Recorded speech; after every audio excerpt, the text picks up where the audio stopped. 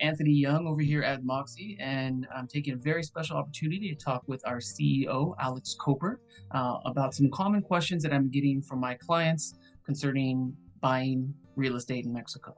Um, Very happy to have Alex set some time aside today to answer some of those things. Well, awesome. I'm really excited to be here. Thanks so much for setting this up, Anthony. This is going to be fun. Yes.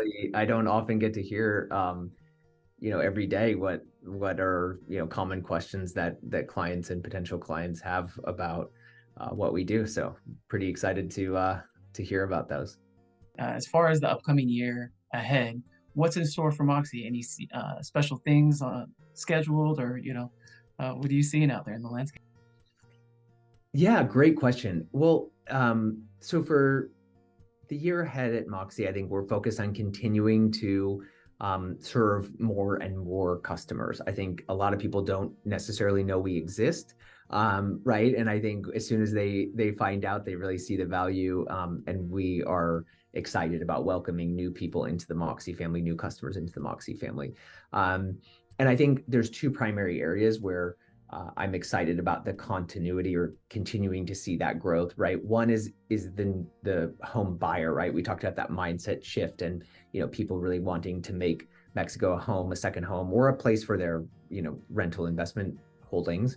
The other is in existing owners, right? So we talked much earlier in this conversation about some of those constitutional amendments that happened 30, 40, 50 years ago, right? And people have been buying, Americans, US citizens have been buying property in Mexico all that time.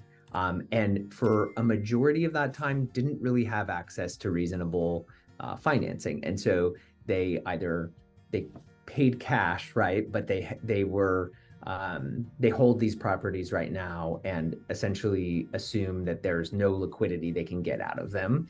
And in these interesting market economic conditions that we're in today, right, I think a lot of people value having liquidity out of an asset that they previously thought was illiquid. So I'm excited about continuing to get out there and talk to folks, let current U.S. citizen owners of property in Mexico know that we have a refi and cash out refi product.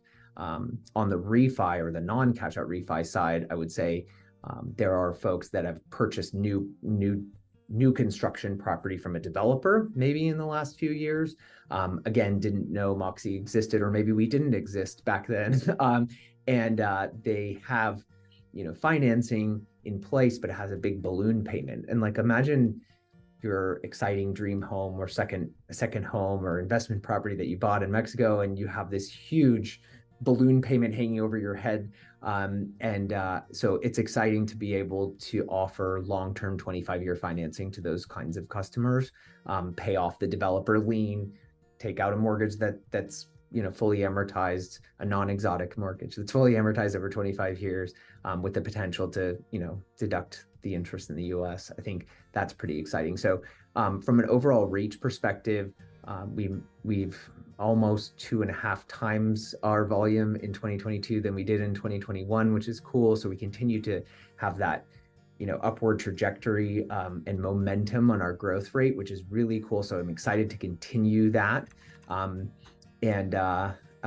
Also excited about the work that we've done historically and will continue to do in bringing automation and digitization to our process, right? So as we talked about a little bit earlier, got to sign all your documents with blue ballpoint pen, right? And that's a requirement, and it is. And some of those customs are things I hold a lot of regard for and deeply respect.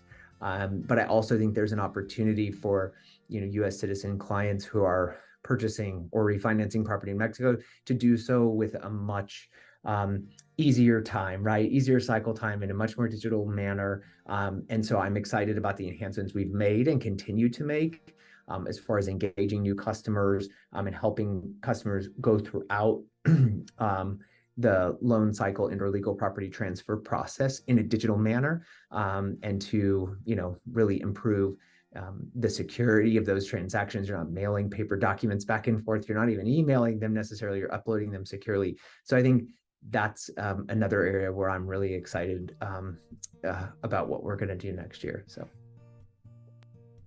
Thank you.